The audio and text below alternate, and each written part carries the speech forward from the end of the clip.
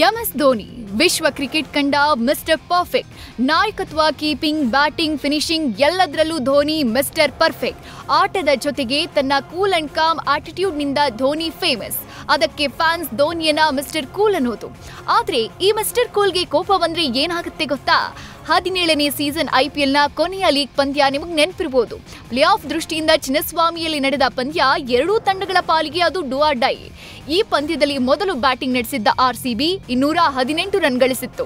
219 ರನ್ಗಳ ಟಾರ್ಗೆಟ್ ಬೆನ್ನತ್ತಿದ್ದ Chennai super kings ಗೆಲುವಿನ ಅಂಚಿನಲ್ಲಿ ಎಡವಿತ್ತು. 27 ರನ್ಗಳಿಂದ ಆರ್ಸಿಬಿ ಗೆದ್ದು ಪ್ಲೇ ಆಫ್ ಎಂಟ್ರಿ ಕೊಟ್ಟರೆ ಸೋತ ಸಿಎಸ್ಕೆ ಟೂರ್ನಿಯಿಂದ ಹೊರಬಿದ್ದಿತ್ತು.